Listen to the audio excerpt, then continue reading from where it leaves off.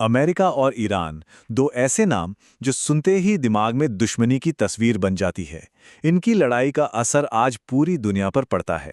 पर सवाल यह है कि क्या ये हमेशा से ही ऐसे दुश्मन थे? तो चलिए आज इस बहुत ही उलझे हुए रिश्ते की कहानी को परत दर परत खोलकर देखते हैं। तो सबसे बड़ा सवाल यही है कि इस दुश्मनी की असली वजह क्या है। आखिर ये नफरत आई कहां से, इसकी जड़ें कितनी गहरी हैं। अगर आज की बात करें तो सारे तनाव की जड़ ईरान के परमाणु कार्यक्रम को बताया जाता है। मतलब सोर्स का दावा यह है कि ईरान एक न्यूक्लियर बॉम्ब बना रहा है। और क्यों? ताकि वो इतना पावरफुल हो जाए कि फिर कोई उसे आंख न दिखा सके। तो चलिए सबसे पहले इसी पर बात करते हैं, ईरान के न्यूक्लियर प्रोग्राम पर। यही वो चीज है, वो महत्वाकांक्षा है जिसने ईरान को आज पूरी दुनिया के सामने एक बड़े टकराव के सेंटर में लाकर खड़ा कर दिया है। अब जरा ईरान के एंगल से सोचिए। उनके लिए एक न्यूक्लियर बॉम्ब सिर्फ एक हथियार नहीं है, ये तो समझिए कि एक अल्टीमेट सिक्योरिटी गारंटी है। मतलब अगर उनके पास ये ताकत आ गई तो कोई भी देश उन पर हमला करने से पहले 100 बार सोचेगा ही सोचेगा। और इस बढ़ते टेंशन का एक बहुत बड़ा सिंबल है ये लाल झंडा। ये कोई मामूली झंडा नहीं है। जैसा कि आप देख सकते हैं, इसका फहराया जाना एक सीधा सीधा सिग्नल है, एक पैगाम है कि ईरान जंग के लिए पूरी तरह से तैयार है। लेकिन कहानी में एक बहुत बड़ा ट्विस्ट है। यकीन करना मुश्किल है, पर यह रिश्ता हमेशा से ऐसा नहीं था। एक जमाना था जब अमेरिका और ईरान में गहरी दोस्ती हुआ करती थी। चलिए अब जरा टाइम में पीछे चलते हैं और इस कहानी के सबसे हैरान करने वाले हिस्से को देखते हैं। अब ये देखिए, ये तस्वीरें पूरी कहानी बयां कर देती हैं। 1979 से पहले का ईरान और 1979 के बाद का। सोर्स हमें दिखाता है कि 1979 से पहले ईरान एक मॉडर्न, खुली सोच वाला देश था। वहाँ अमेरिकन कल्चर था, वेस्टर्न कपड़े पहने जाते थे और सबसे बड़ी बात, वो अमेरिका का एक बहुत करीबी दोस्त था। तो फिर सवाल वही है कि 1979 में आखिर ऐसा हुआ क्या?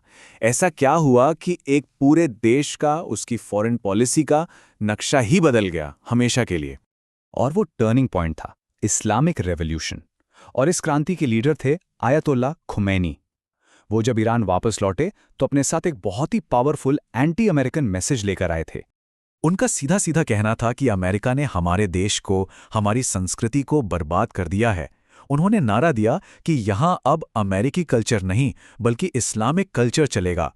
और इसके बाद उन्होंने बहुत तेजी से देश में एक कट्टर इस्लामिक सिस्टम लागू करना शुरू कर दिया। जो भी मॉडर्न चीजें थीं, सब पर रोक लगा दी गई। और ये क्रांति सिर्फ ईरान के अंदर तक ही सीमित नहीं रही। बहुत ही जल्द ये एक डायरेक्ट टकराव में बदल गई। और इस टकराव ने एक ऐसे संकट को जन्म दिया जिसने अमेरिका और ईरान के रिश्तों में हमेशा के लिए जहर घोल दिया। और वो घटना थी अमेरिकी दूतावास बंधक संकट। हुआ ये कि ईरानी स्टूडेंट्स ने तेहरान में अमेरिकन एम्बेसी पर कब्जा कर लिया और करीब 250 अमेरिकियों को बंधक बना लिया। अमेरिका ने उन्हें छुड़ाने के लिए हेलीकॉप्टर से एक सीक्रेट रेस्क्यू मिशन भेजा, लेकिन रेगिस्तान में आए एक रेतीले तूफान की वजह से वो मिशन बुरी तरह फेल हो गया। ये अमेरिका के लिए एक बहुत बड़ी बेइज्जती थी। पूरे 2 साल तक, सोचिए 2 साल तक इन लोगों को बंधक बनाकर रखा गया। इस एक घटना ने सुपर पावर अमेरिका को घुटनों पर ला दिया था। ये एक ऐसा जख्म था जो आज तक नहीं भर पाया है। तो इस दुश्मनी का असर सिर्फ अमेरिका और ईरान तक नहीं रहा, बल्कि पूरी दुनिया पर पड़ा। लेकिन अब आते हैं सबसे जरूरी सवाल पर कि हजारों किलोमीटर दूर हो रही इस लड़ाई से भारत को क्या लेना देना? भारत के लिए ईरान इतना जरूरी क्यों है? तो देखिए, भारत के लिए ईरान के साथ अच्छे रिश्ते रखना बहुत ज़रूरी है और इसके पीछे कई बड़ी वजहें हैं। सबसे पहली बात, हमें ईरान से सस्ता पेट्रोलियम मिलता है। दूसरा, ईरान हमारे लिए सेंट्रल एशिया जाने का एक गेटवे है, एक रास्ता है। और तीसरा, जब भी कोई इमरजेंसी होती है तो ईरान एक भरोसेमंद एनर्जी सोर्स साबित हुआ है। और जो हमारा ट्रेड करने का तरीका है वो भी बड़ा दिलचस्प है। हम ईरान को डॉलर में पैसे नहीं देते, हम एक तरह का बार्टर सिस्टम इस्तेमाल करते हैं। मतलब हम ईरान से तेल खरीदते हैं और बदले में ईरान हमसे चावल, दवाइयाँ और दूसरा ज़रूरी सामान खरीदता है। इससे अमेरिकी सैंक्शन से बचने में भी मदद मिलती है।